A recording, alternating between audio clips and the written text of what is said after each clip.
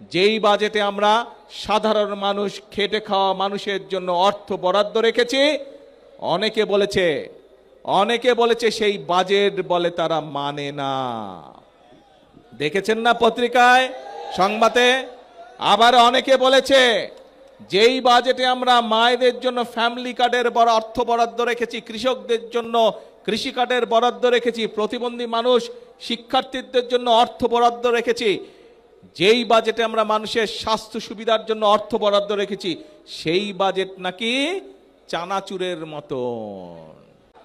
যেই বাজেট জনগণের বাজেট, যেই বাজেটের মাধ্যমে অর্থ বরাদ্দের মাধ্যমে আমরা জনগণের ভাগ্যের পরিবর্তন করতে চাই, সেই বাজেটকে যারা চানাচুরের সাথে তুলনা করে, যেই বাজেটে আমরা জনগণের জন্য স্বাস্থ্য সুবিধার অর্থ বরাদ্দ রেখেছি, কৃষক ভাইদের জন্য অর্থ বরাদ্দ রেখেছি, যেই বাজেটে আমাদের সন্তানরা যাতে ভালোভাবে লেখাপড়া শিখতে পারে তার জন্য সর্বোচ্চ বাজেট রেখেছি, সেই বাজেটকে বলে তারা গণবিরোধী বাজেট।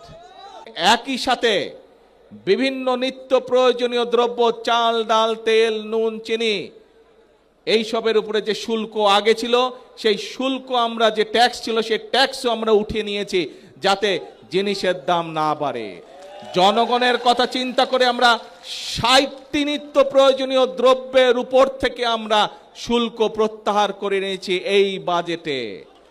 এখন প্রিয় ভাই বোনেরা, যেই বাজেটে ৬০টি পণ্যের উপর থেকে শুল্ক প্রত্যাহার করে না হয়, সেই বাজেটকে একটি দল বলে গণবিরোধী বাজেট। এখন জনগণের জন্য যেই বাজেটে সকল ব্যবস্থা রেখেছি, সেই বাজেটকে যারা গণবিরোধী বলে তারা কি কখনো জনগণের বন্ধু হতে পারে?